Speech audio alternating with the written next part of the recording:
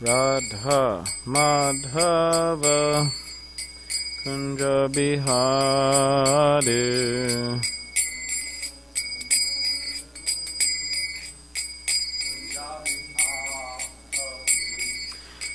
Kopijana Vallabha Girivaradari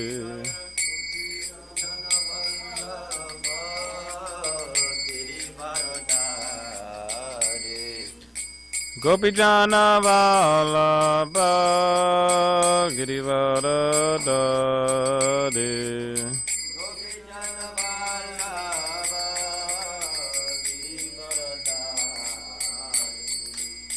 Yashoda Nandana Braja Jana Ranjana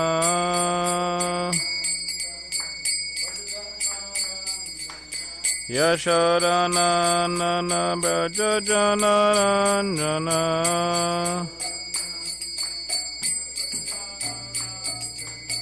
Yamuna Tira Vanachari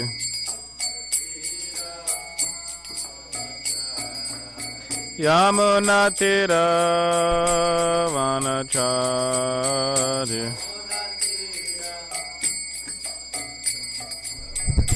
Jaya Radha Madhava Kunja Bihari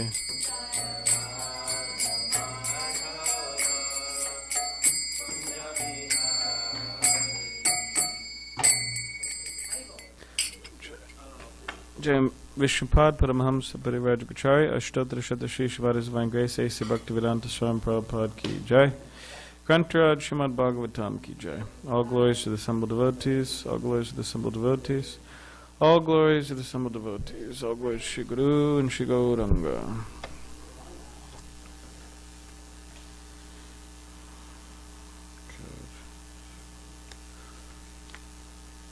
Kali Yuga technology.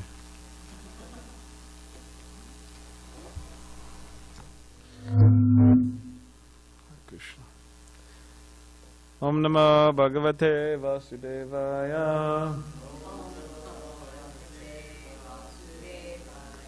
Om Namo Bhagavate Vasudevaya. Om Namo Bhagavate Vasudevaya. We need to get our technician out here, Janardhan. He's probably in the kitchen helping. But I think we need his help.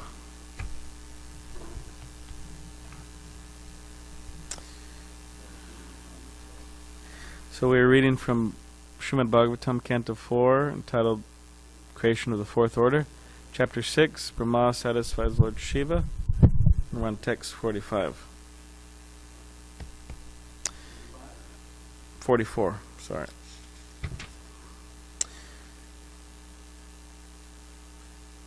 Tvam eva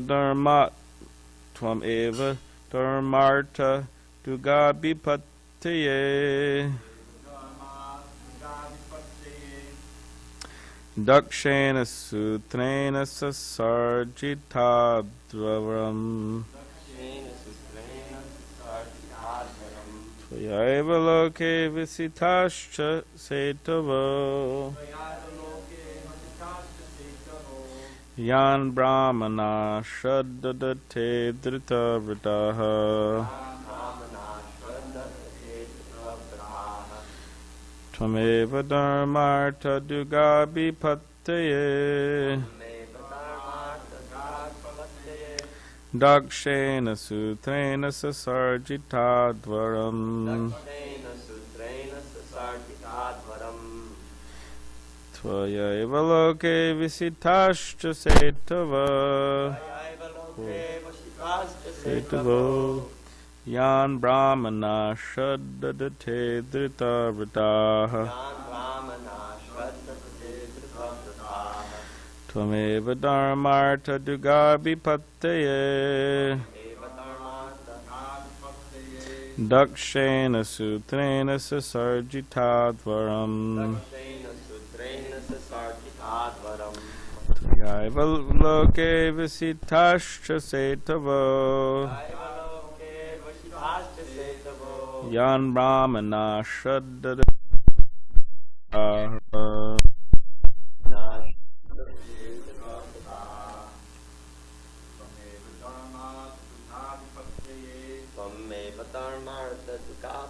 Krishna.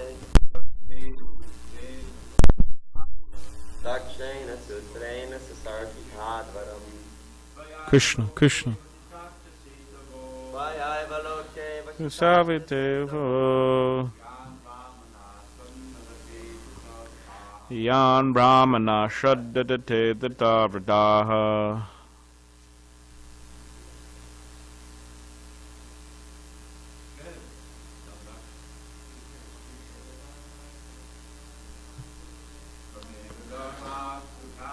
Today Dakshena Sutrena Sasarjitatvaram Loke Visitasya Setava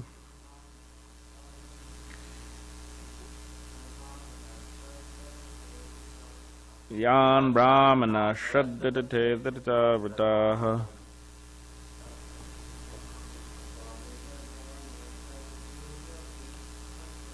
Tameva Dharmarta de Gopibhatiye Dakshena Sutrena Sasarjitatvaram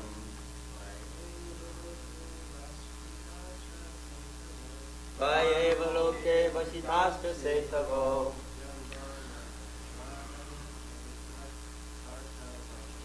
Yan Brahmana Shraddha Dataha. Hare Krishna. Hare Krishna, Hare Krishna, Krishna Krishna, Hare Hare, Hare Rama, Rama Rama, Hare Hare. Hare Krishna, Krishna Krishna, Hare Hare, Hare Rama, Rama Rama, Hare Hare. Is it good? All right.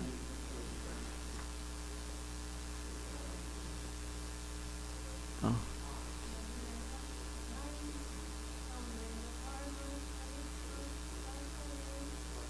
Tameva Dharmarta Dugabhitapatiye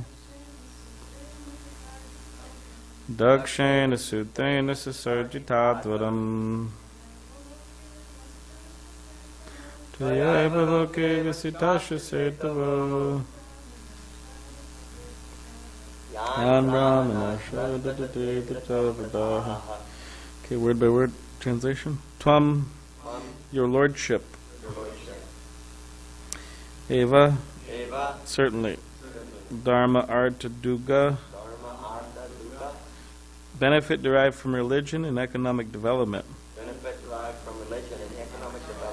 Abhipatiye, for their protection. Dakshena, by Daksha. Sutrena, making him the cause. Sasarjita, created. Advaram, sacrifices. Tvaya, by you. Eva, certainly. Loke, in this world. Avisitaha, regulated. Cha, and. Setavaha, respect for the Varnashram institution.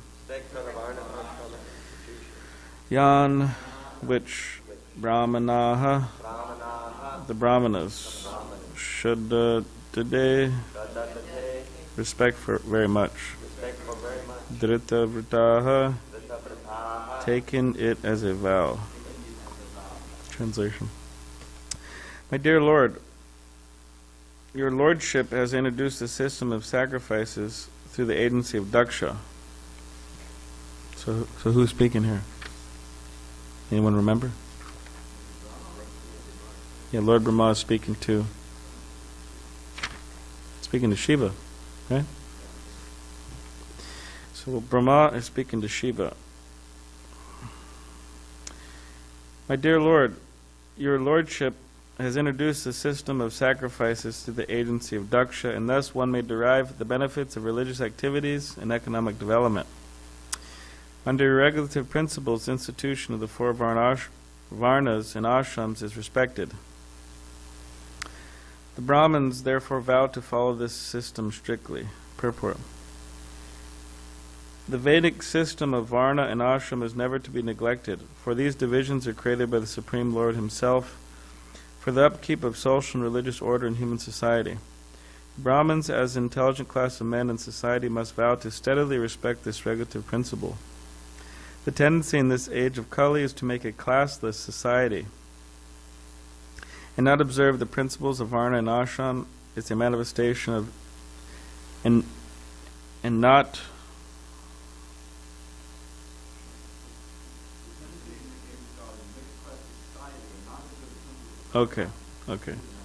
is a manifestation of an impossible dream. Destruction of the social and spiritual orders will not bring fulfillment of the idea of a classless society. One should strictly observe the principles of varna and ashram for the satisfaction of the Creator. For it is stated in the Bhagavad Gita by Lord Krishna that the four orders of the social system, Brahmins, Kshatriyas, Vaishyas, and Shudras, are His creation. They should act according to the regulative principles of this institution and satisfy the Lord. Just as different parts of the body all engage in the service of the whole. The whole is the Supreme Personality of Godhead and is Virat Rupa, or universal form. The Brahmins, Kshatriyas, Vaishyas, and Shudras are respectively the mouth, Brahmins, the arms, the Kshatriyas, abdomen, the Vaishyas, and I'm adding that, and the legs of the Shudras of the universal form of the Lord. As long as they are engaged in the service of the complete whole, their position is secure. Otherwise, they fall down from their respective positions and become degraded. Om Gyanativiradasya Gananjana Shalakaya Chakshulanmilitamena Tasmai Shigurve Namaha Mukam Karitvachalam Pangam Langai Tegirim Yakripa Tabaham Vande Shigurun Dinitarinam Pancha Kapadribhashta Kipasindhibevacha Patitanam Pavanebhyo Vaishnavebhyo Namanamha Shri Krishna Chaitanya Prabhu Nityananda Shri Advaita Gadadhar Shivasati Gaura Bhaktivinda Hare Krishna Krishna Krishna Hare Hare Hare Rama Rama Rama Hare Hare. Translation again. My dear Lord, your Lordship has introduced a system of sacrifices through the agency of daksha, and thus one may derive the benefits of religious activities and economic development. Under your regulative principles, the institution of the four varnas and ashrams is respected. The Brahmins therefore vow to follow this system strictly. So when Jagannath Tirtha gave me this garland, most of the flowers here are red, and I was thinking of Lord Nrsingadev, because it said that, Hiranyakashipu, the great, Asura, the great demon, the great terrorist, right? He was harassing the whole universe, but specifically he was harassing and abusing his son, Prahlad Maharaj, with trying to kill him in so many ways. So then Nrsingadev, Krishna, he got very, angry, upset. It said that when he appeared, he made this noise that just, went all over the universe. So one time my spiritual master, he was giving a talk, he said, so I'm not going to make that noise because I don't want to scare anybody, or whatever. He said something like that. So he made that noise, and then he came out of the pillar, and then he fought with Lord Nrsingadev. He fought with Hiranyakashipu for a while, and it said just as a cat plays with a mouse, right, before he kills it, he just, plays a little bit, and then he kills it. So, and then he put him on his lap, and then he, with his nails, which are not living and not, right, dead, that was part of the boon of Lord Brahma, he ripped open Hiranyakashipu, the chest, and then what did he do? What is it? He strung his, intestines around his neck. So just like, see this red here? So I was thinking about that. And specifically, I was thinking that Srila Prabhupada, he had one disciple named Antarmali, right? So Antarmali means a garland of intestines. That's what his name meant. So, hey, what's your name? Oh, my name's Antarmali. Oh, nice to meet you, Antarmali. Hey, what does that mean? Oh, it means a garlands of intestines, you know. So how are you going to explain that one to your family? You go back to, huh? Oh, no. Yeah, you go to your mother's house, you go to your grandmother's house, and oh, you got a new name? Oh yeah, Antarmali. What does that mean? You know, garland of intestines. I mean, devotees actually, they brought, you know, these uninformed, you know, fanatical people. They brought devotees to court, and they said, oh, see, in their scripture, it teaches them that, you know, one of their to disobey their parents, you know, Hiranyakashipu and whatever, all that. So, anyways, so Antarmali. So here, that was just a side note. Here we are reading in the Bhagavatam that it's talking about the Varnas and the Ashrams. So the Varnas, the Brahmins and the Kshatriyas and the Vaishyas and the Shudras, and they have their respective duties, their respective work and things they do. So the Brahmins are, as we all know, the teachers, the educators, the leaders and spiritual leaders of society, and then there's the Kshatriyas, right, the managers, the people protecting people from physical harm and so on, ruling. And then you have the Vaishyas, which are the mercantile men or the farmers, and then you have the Shudras, the laborers. They're working, building stuff, doing this, doing that.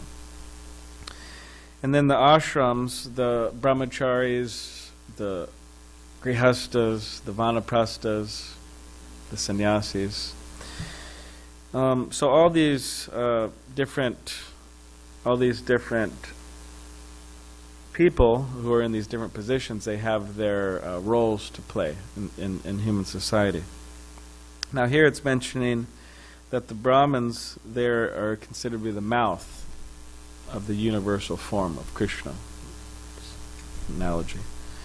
So therefore there's certain verses in the Bhagavatam, it says that the Brahmins, they eat on behalf of the Lord. So you see that sometimes in the Bhagavatam, it has verses like that. And therefore it's said that the grihastas, they invite the Brahmins, which also grihastas could also be Brahmins, but they invite other Brahmins to their houses, and they feed them, because the idea is that they're eating on behalf of the Lord, right? So by pleasing them, you're pleasing Krishna. Now, the verses that describe that, the Brahmins may be thinking, all right, great, this is a wonderful verse. I get invited to somebody's house, and, I've been waiting for this instruction, But not only do the Brahmins are supposed to eat on behalf of the Lord, but they're also supposed to speak on behalf of the Lord. So they speak, not just, eat like that. So we shouldn't be those who are acting as Brahmins or those who are acting as priests, whatever it may be. Fine. Someone may be enthusiastic, whatever, someone might be a nice cook or this and that. But ultimately speaking, the Brahmins, if they just go there and eat on behalf, they also have to speak. They have to impart some transcendental knowledge, encourage them somehow or other in spiritual life, specifically through their speaking. So each class, you could say each ashram, each varna, each particular order, each role that people play in society, they all have their downfalls or their things that will cause hindrance in their progress. So, for example, the Brahmins, they're meant to be the intelligent class, right? Leading. Now, the Brahmins cannot be over-intelligent. So Prabhupada used that term, over-intelligent. And specifically, Srila Prabhupada, he used that term in a way to describe that the Brahmins shouldn't be too independent. Now, of course, Brahmins by nature are independent. It means they're very, very thoughtful, very creative, and their mind is always thinking of all types of interesting ideas. Okay, fine. In that way, they're independent, and they speak freely in the sense that they're not thinking, oh well, if I speak in a certain way, I'm not going to get my paycheck, or somebody's going to get upset or something. But they speak the truth. But Prabhupada said that they shouldn't be too independent in the sense that they should be dependent on other Brahmins. So Prabhupada said over-intelligent means that you have an idea, we have an idea, and it may be a good idea, or it may be a bad idea. Brahmins also sometimes have bad ideas. So, but we have an idea, but that idea has to be checked with other Brahmins. Hey, what do you think? Oh, hey, what do you think? What do you think? And in this way, if we talk with 3 other Brahmins and they all say, okay, it's an okay idea, but I don't think you should do it now. Maybe you should wait, 2 years or 5 years, or maybe you shouldn't do it at all. Whatever. So, but Prabhupada specifically said, over-intelligent means you don't check. You don't check. So that's a downfall of Brahmins, one downfall. There's many others, but... and then the Kshatriyas, it's also in a similar light, that Kshatriyas by nature, it says they're conducted by the mode of passion. Srila Prabhupada points that out in the purport of Bhagavad Gita, Chaturvanamaya Shushtam Gunakarma Vibhagasha. He said, I created these orders. And in the purport, Srila Prabhupada says that the Kshatriya is predominantly conducted by, or controlled by the mode of passion. So passion means strong emotion, strong desire, and not always referring to the most rational, slow, thoughtful process. So the downfall of the Kshatriyas is that it's also in a similar light that they also don't check with the Brahmins, because the Kshatriyas are supposed to always go to the Brahmins. Hey, what do you think? Should I don't want to. Sorry, it's like a bad example, but not bad. But in very ancient times, they would do all types of stuff that if you do a particular crime, it was actual. I'm not following nowadays, but they have this. What is it called? If you do something, then they kill you. What is it? Capital punishment. So yeah, in previous days, the idea is that you would kill somebody and you'd have to be killed. And why is that? Because that also saves you from experiencing the karma in the future. Your karma's erased. So I was just thinking in my mind that the Kshatriya, instead of just killing somebody, he'll go check with the Brahmins. Hey, what do you think? They talk. It doesn't just kill him. So not to be over passionate. And the Vaishyas, those who are involved with money and possessions and property, business, which nowadays practically everybody's involved in some degree and with money. Everybody gets money flowing through their hands at one point or the other. So they cannot be too attached to money, right? Much loved money. Attached means they're thinking about it all the time. That's what it means to be attached. They're thinking about it. They're meditating on it. They're dreaming about it. How am I going to get it, right? How am I going to spend it? How am I not going to lose it? How am I going to save it? And attached that they don't want to give it freely. Means they don't want to give charity. Brahmacharis could also be attached to money in some form or the other. anybody could be attached to money, so we have to be careful. So this seat here, for example, it was purchased by money. It was made in Mexico, Tijuana. Jagannath Tirtha gave some of his hard-earned money. Mahabharat gave some of his hard-earned money. This way it was carved, a nice seat. So, but just imagine if no one wanted to give any money. I mean, this temple wouldn't exist. I mean, the lights wouldn't be on, the fan wouldn't be on. We wouldn't have a seat to sit on, right? The offerings would stop.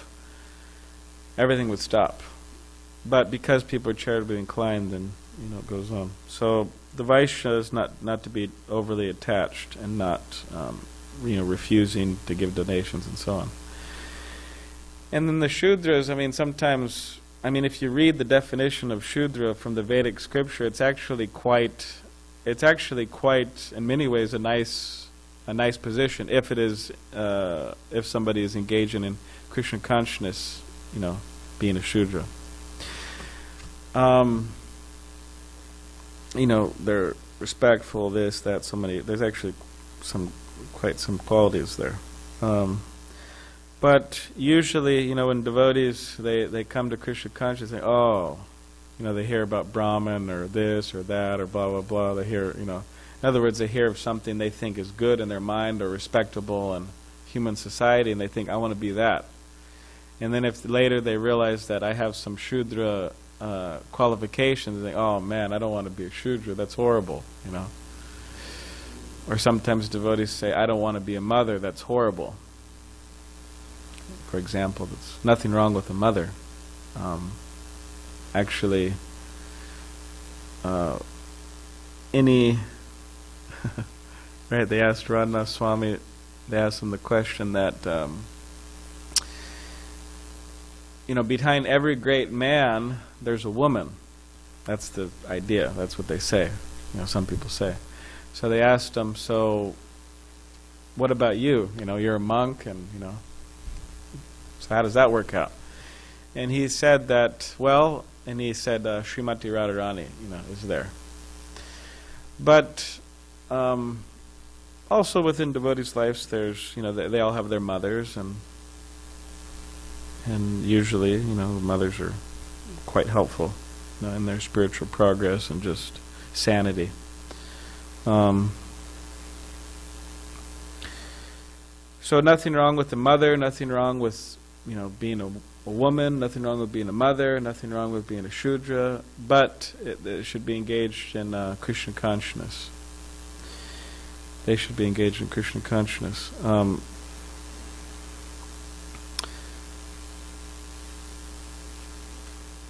So how are we to know? You could say who we are in this world, right? Because of course we're all spirit souls, we're all servants of Krishna, but it's very difficult to always realize that completely, 100%. In other words, we have our conditioning, the conditioning of being a woman, the conditioning of being a man, so many different forms of conditioning. So Srila Prabhupada would say that we know, you could say how we're particularly inclined by two things. One is that we like doing it. We like to do it. Like Dravida Prabhu, he likes to study. He likes to read. Everybody knows that. And we're good at it. People say we're good at it. So that's how we could tell where we are. So if we like doing a particular thing and then we're good at it, and then people think we're good at it, then that's an indication, well, we should be doing that. And if we like a particular thing but we're not good at it, or if we're whatever, it's indication maybe we should do something else. So whatever the case is, however we're inclined, whether we're inclined in a Shudra way, or Vaishya way, or Kshatriya way, or this way or that way, we should engage those particular propensities and serving the spiritual master, serving Krishna, serving the mission, the mission. And ultimately, as members of the International Society of Krishna Consciousness, it's extremely important that we know exactly what we're doing. Because many people, they may join any particular religious movement and they actually don't know what they're doing. People may join a mosque or a temple or a church or whatever, New Age church or a atheistic church. They have those nowadays, right? Prabhu? Atheistic church. They need community too. They get together and rail against how there's no God. Sing the glories of hedonism. I don't know, whatever they do. Sing the glories of mundane life. They sing. Maybe they sing songs too. They make up songs. God is dead. God is dead. Praise, whatever. Yeah, what hangs in their temple? Yeah. So atheistic church. So whatever particular group we join, and obviously we've joined this group. It looks like you joined anyways. I see you're dressed up and you got, types of indications that you joined a particular group, the neckbees and the tilak. So, if anybody joins a particular group, they should know exactly what is going on, what is happening, what is that group all about. So how are we to know what we're doing, with our time? What is Krishna conscious? How are we to know that? Well, it's very easy. It's very clear. We just have to study the person and the teachings of who brought Krishna consciousness to the world, which is His Divine Grace A.C. Bhaktivedanta Swami Prabhupada. So Prabhupada has plenty to study. He has many books, he has many lectures, many morning walks, conversations, what else? Letters. He has so much information, it is hard to finish. I mean, it is absolutely difficult to go through every single one of what Prabhupada wrote and said. It's a lot. So in this way we could get an idea of what Krishna consciousness is from the person who brought it to America. Prabhupada's the leader, Prabhupada's the main person, Prabhupada's the founder, Acharya. In this way we could get a sense of what it's all about. And so that's very important, because or else it could turn into something absolutely weird, in the sense that no one knows what they're doing, and therefore they can't explain it to anybody properly, and they can't convince anybody, and if they do convince them, they're convincing them on the wrong terms, because they don't know what they're talking about, more or less. And it could get even so weird that it becomes it could become like a personality cult. So personality cults are a problem because the followers, they don't really know the leader, but they're worshiping him on some basis which they're not even sure of. So in other words, like for example, every day in every single temple all over the world, people are worshiping Srila Prabhupada. They're standing before Prabhupada, singing to him, offering obeisances, flowers, Jai Prabhupada, right? Every letter that a devotee writes, all glories to Srila Prabhupada, please accept my humble obeisances. Throughout the whole entire world, that's the standard, right? So, but we should know who Srila Prabhupada is. And also we should know who our spiritual master is, for those of us who aren't directly initiated by Srila Prabhupada. Or else our worship is not complete. It is incomplete worship. So, so yes, we know by reading, by studying, by hearing, and then aside from that, by applying what we have heard and read and studied. So we apply that. Or else, this varnashram, this Krishna consciousness, these, spiritual orders, all this, though we may be giving lip service to it, or we may be somewhat engaged in it, actually it starts to dry up within our lives, and it's almost like dead, to us. So we have to be careful that, Krishna consciousness doesn't become dead to us. Like sometimes people say, they get in some fight with their whatever wife or husband or girlfriend or boyfriend or this or that, and then they say, and then they, divorce, they separate, they're not together anymore, and then they say, oh, she is just as good as dead to me, or he's just as good as dead to me. In other words, that person practically doesn't exist to them, nor they have no significance in their life whatsoever. Just like I have some people in my past, with all due respect, they're just as good as dead to me. They have no, I'm just as good as dead to them. I have no significance in their life, they have no significance in my life whatsoever. So we want to make sure that we keep all these ideas alive, and well. And we do that by applying them practically within our lives. Or else we just as Prabhupada said, all this, we fall down, we become degraded. Prabhupada gave the story of the yogi and the mouse. So I read it how Prabhupada said it, because sometimes stories, they get, some things are added, some things are subtracted. So recently I read it how Srila Prabhupada said it, and usually how devotees say it, there's one step added. So this is how I read it recently from one of Prabhupada's lectures.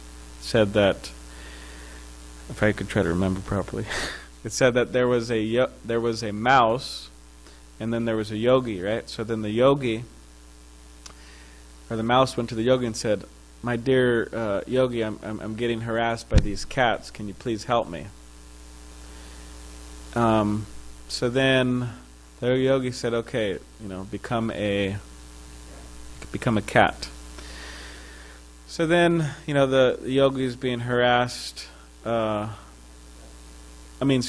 cat was being harassed by a dog. So then the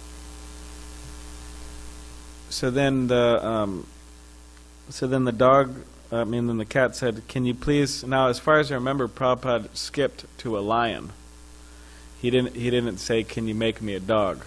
I don't know. We could double check, but whatever the case is, it still makes the same, and ultimately, He said, "Can you make me a lion?" Right? Because I'm a cat and the dog's bothering me, and if I'm a lion or a tiger, then I'm on top, and then I don't have any problem. So then he said, "Okay, become a tiger. Become a tiger." So then the tiger's there. So from a mouse to a tiger. Tiger is very powerful. So then the tiger started looking at the yogi, right? Oh, all right, now this is my lunch, now. And then the yogi said, "Okay, again become a mouse." Was it Punarmushika? Was it? Yeah, Punarmushika Bhava. Again become a mouse. Just like devotees tell that joke. It's a bit of a joke, but devotees traveling through the forest, and then he sees a tiger, a wild tiger. Oh my God! And the tiger's coming up to him, and then like he's going to attack him and eat him. And then he says, "Oh Krishna, Krishna, please make this tiger a devotee." So then he opens his eyes, and then the tiger's there, and he starts chanting the prayer. Sharira Vijajo Jarendriya Taiko Jivarfile Vishaya Saga. No, in other words, that's the prayer before you take prasadam. So then the tiger was going to eat him, But he's chanting the prayer rather than just. So that's. I was going to say something else about that.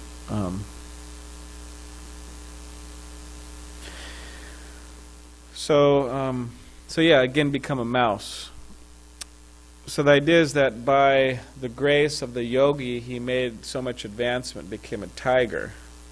But then, with that position, with that power that he had, now he was going to go against him.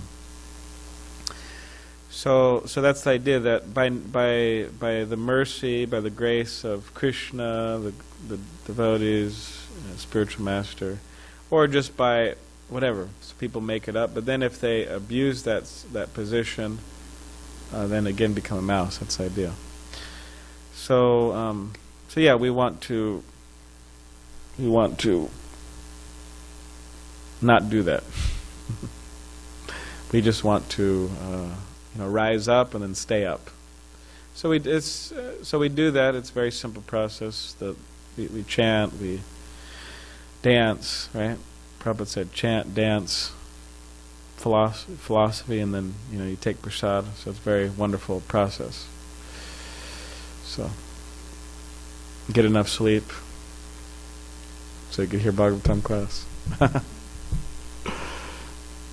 So does anyone have any? Actually, the Prabhupada said the most difficult, on a morning walk, he said the most difficult thing that devotees struggle with, because devotees said many things, this, that, and then one time Prabhupada said sleep. He said devotees struggle with sleep. Means tired, and they're engaged in devotional activities and they're tired.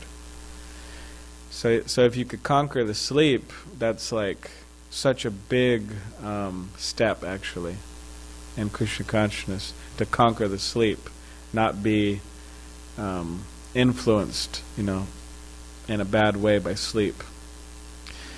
It's the 6 Goswamis, they conquered eating, sleeping, I'm not gonna a lot of devotees, it's prasadam, they're not gonna, but sleeping is such a, each devotee who joins the ashram, they all go through the same problem, sleep, falling asleep. Because when you're sleeping, you can't actually, nor do you, like Mukunda Charana told me this, our farm boy. He told me that on Mondays, he said, I better take a nap. And whatever, I'm not just criticizing nap, take a nap. But he does it for a very specific reason. Because when he's taking the bus back up to the farm, he says, nor will I chant, nor will I read, nor will I sleep on the bus. It's like this, it's like this state. You can't chant because you're just so tired you can't concentrate. Nor can you read because you're falling asleep. But because you're on a bus, on an uncomfortable bus, nor can you actually sleep. You're just kind of like in this state of whatever, you're on the bus, and So it's same like that with Bhagavatam or Japa or whatever it may be, that if the mind is too tired, the body's too tired, half of the class or more wasn't even heard. It's just like, because sleep means that there's a lot of what is it called, static? You can't hear. It's like a lot of static. So, but if you're conscious and aware and clear, it's amazing how much you hear. I'll just give 2 examples, then we'll end. But Tirtha Maharaj, I never saw him in all the years I spent with him, 10 years here, or whatever it was. I never saw him sleep once during Bhagavatam class. I was just shocked. I was like, what's going on with this person? Other people, you're tired sometimes, you get a few hours of sleep, but he was always, his eyes were always open. I was like, oh, that's really bizarre, And same with Japa, always, There was one time I was with him in a train in India, and because we were traveling so much, he was chanting his Japa in the morning. I was a little tired, but aside from that, literally, I never saw him. It's quite interesting. And in terms of hearing, Rajendra Nanda, one time we all heard a class by Srila Prabhupada in the morning. I think Javeda Prabhu was out of town, but we all heard the class, a bunch of brahmacharis and Rajendra Nanda. And then he went around and asked brahmacharis, okay, what did you hear, Bhakta Bhav, and what did you hear, Krishna Das, and so on. And everybody was, they said a few things, Prabhupada said this, Prabhupada said this, Prabhupada said this, Prabhupada. And then after that, after we all said our few words, Maybe a word. Oh, Prabhupada said Krishna. I don't know. Prabhupada said surrender to Krishna. Rajendranath Prabhu sat there and he literally repeated practically the whole lecture from beginning to end. I was like, oh, well, it's like really, amazing. So that's the power. That's the power of devotion, but it's also the power of him just being, alert and focused. So, anyways, it's a little over time. Sorry. Does anyone have any questions or comments or announcements? All right, Church of Atheism. Where is it? Maybe we should visit. Do some Harinam outside.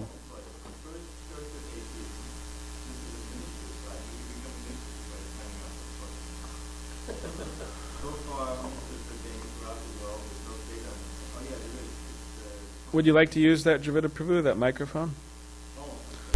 No, that's all right. Our congregation, if they want to join the Church of Atheism. There is so far, at this point, 13,599 ordained atheist ministers throughout the world, so it's growing. And they have here a little statement of what they believe. Oh, okay. Nothing exists besides natural phenomena. Thought is merely a function of those natural phenomena. Death is complete and irreversible. We have faith solely in humankind, nature, and the facts of science. All right, fire Sounds out. like fighting words for Prabhupada. This is why he started the Bhaktivedanta Institute. That's their pramana, huh? But there was another site that was talking about what happens in an atheist church, and this was dated 2013, so this is 5 years ago, when it started in Britain, in London, because this religion is weak there in Europe, And so it described they get together, and one guy described it as kind of a stand-up routine, and just we're into wonder and like the old natural stuff.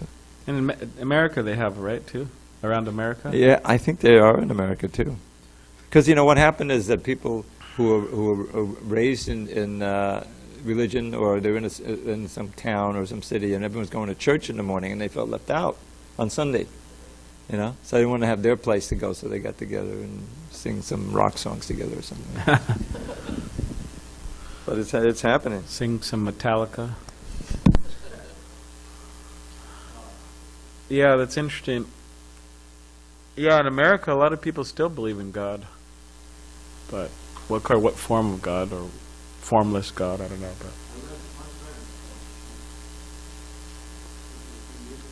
A huge number of people in America, they believe in life after death, because that's part of being a Christian, I'm going to heaven. Most of them believe they're going to heaven, even though they're doing all kinds of nonsense.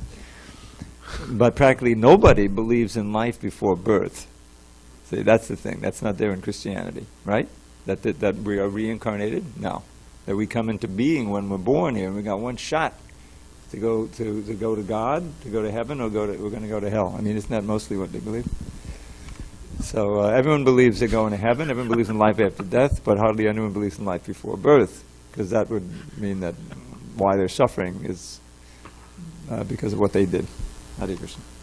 yeah, one shot. I was just thinking, when you said one shot, I was thinking like a basketball. Like you shoot it in the hoop and you miss it, and it's it, man. So failed the game. All right.